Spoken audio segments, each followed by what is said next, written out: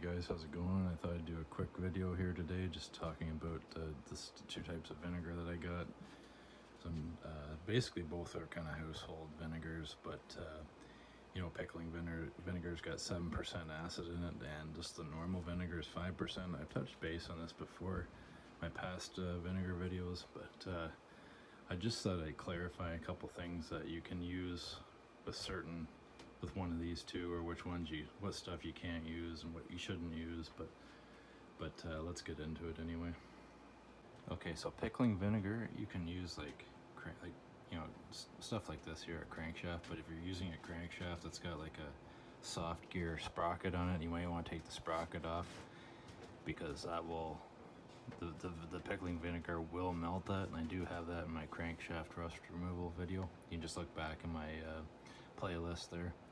But the rest of the crank should be okay. What it'll do also is it'll take the polished finish off, so you'll have to like have that repolished. That's the other thing it'll do. It depends how long you leave it in there, of course. I left mine in for a couple days and it took off the polished surface. So yeah, I mean, you can depend on how much rust there is on the crankshaft, of course. So also is, you know, you can use you know, piston rods and pistons and rods.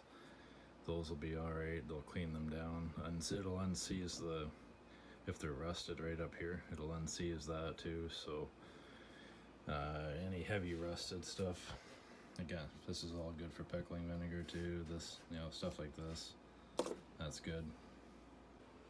Okay, so if you want to mitigate any damage done to like lighter, softer metals, I would use like the 5%.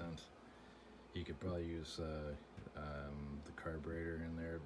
But this one here in particular was dipped in the pickling vinegar, and it did melt. Not really melt, but it kind of ate away a little bit extra on the surface of this stuff here. But it still turned out okay. But I wouldn't recommend leaving anything soft metal like this in pickling vinegar, because it will like really distort or melt some of these softer metals. You know, I would yeah, so like 5% which should be okay. But again, all this stuff here, if you have it in like a tub and it's soaking, you have to like brush it every once in a while to loosen this stuff up. So it requires a little bit of effort there that way. Unless you got one of those parts washer things, maybe you can I don't know if vinegar would work in those or not. That'd be an interesting experiment to try. Again, you could probably, you know, again, you could use these here, push rods and possibly lifters, but lifters you wouldn't want to leave them in there any more than a day, I would think, and then just brake clean them off. That's if they're rusted or anything like that. But if they're rusted, they're no good anyways. But I think it'd be better, just on the safe side of things, just use normal brake cleaner probably on this stuff here, I think. I mean, these you could put them in vinegar, but the lifters, well, that might be a different story. Maybe just use like super clean or something on them. But yeah, I just thought I'd just give a basic rundown of what you should and shouldn't use with this stuff here. Alright guys, if you have any questions, just put them down in the comments. I'll answer as much as I can. But on the other hand, we'll talk to you later, and thanks a lot for watching. Catch you later. Alright guys, I forgot to mention one more thing. It's just the price of this stuff. It's a lot cheaper than buying those expensive pails of rust remover that are like anywhere from $50 to $100. So like your vinegar runs about, depends on where you live in the world, but here it's like, it used to be a lot cheaper. It used to be about $2-3 a jug.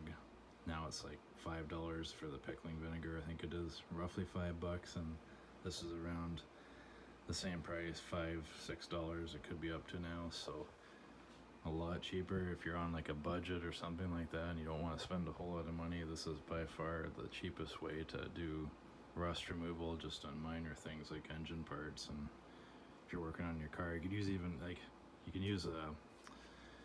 if you have rusty suspension parts, you can definitely use the pickling vinegar on that too, like control arms, you know, sky's the limit, you know. So, all right, catch you later.